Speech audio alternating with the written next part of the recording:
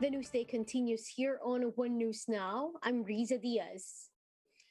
The Health Department reports 517 new COVID-19 cases.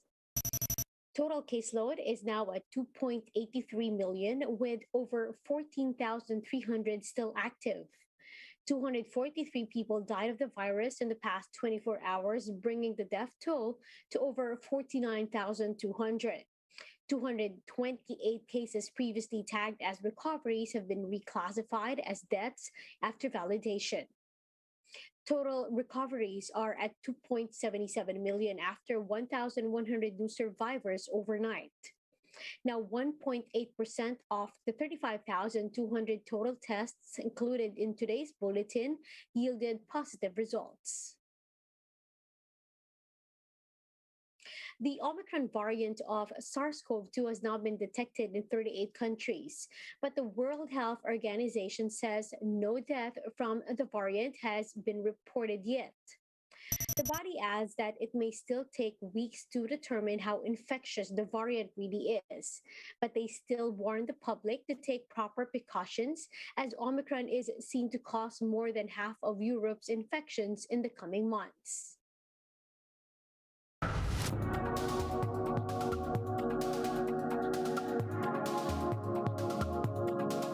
Overseas, a Pfizer executive says he expects their COVID-19 shots to hold up against the Omicron variant.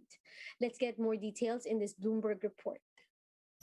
We will certainly learn about in the next 2 to 3 weeks if we get indication that the vaccine is working.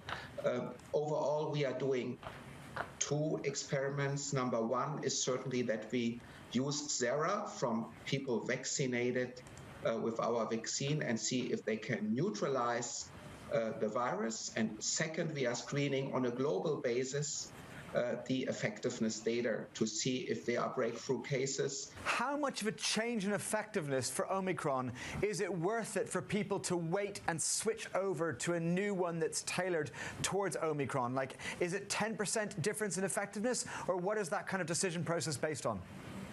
Yeah, it's not worth to wait. I think it's important that we continue with the booster program as there are recommendations in all countries. We don't expect that there will be a significant drop in effectiveness, but again, this is speculation. We will check this. We will have the data in the next couple of weeks.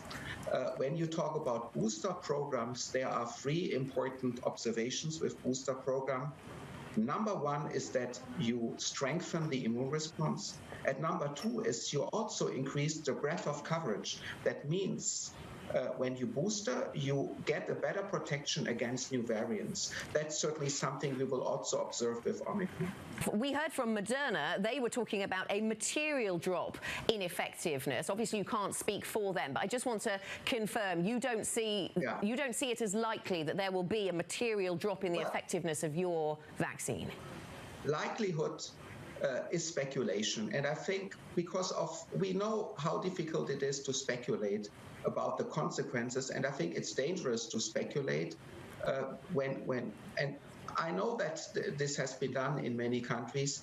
I think we should do the experiments as rapidly as we can do it, and then in a very few weeks we are knowing that how severe this disease is.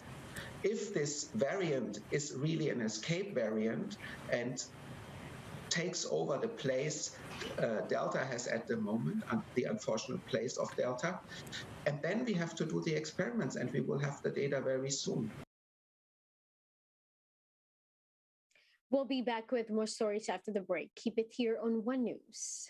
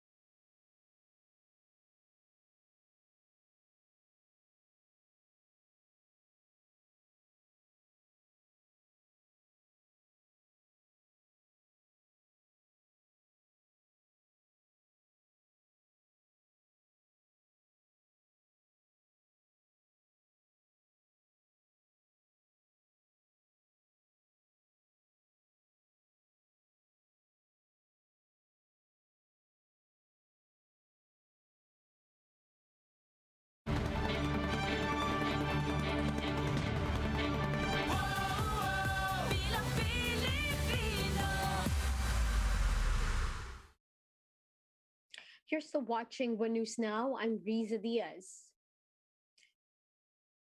Despite a court certification stating otherwise, the camp of presidential aspirant Ferdinand Bongbong Marcos Jr. claims the former senator has already paid his tax liabilities.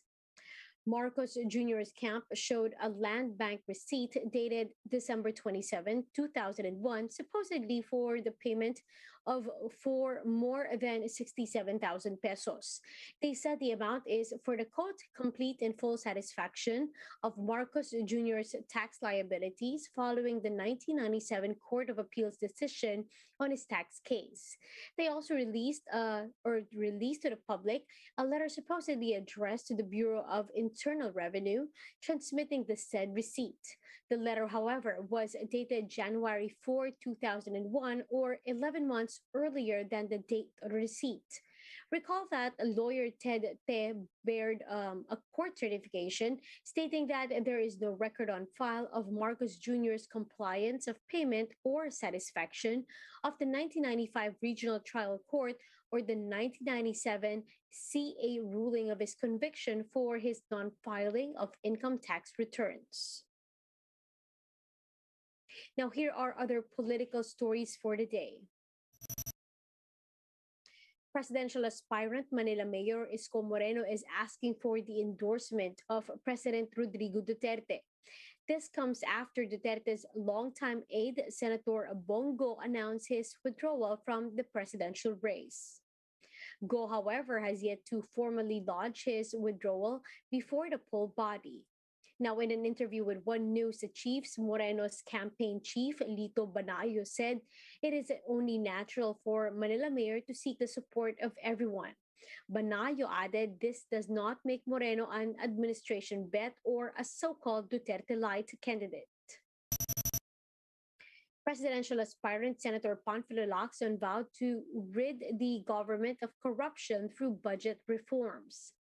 Lacson also said he and his running mate, Senate President Vicente Soto III, will lead by example should they win in the next year's polls.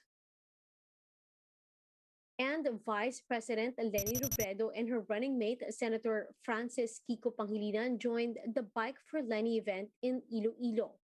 There, the tandem was welcomed with thousands of supporters, bands, and performers. Recall that Robredo won by a wide margin in the province during the 2019 vice presidential race. Let's now take a quick look at today's other top stories. The Philippine Chamber of Food Manufacturers Incorporated is urging the Trade Department to review the suggested retail price of basic goods. This after local food manufacturers found it hard to keep up with the rising demand as the holidays near. Team Philippines took home 2 medals at the 2021 Youth Asian Para Games in Manama, Bahrain.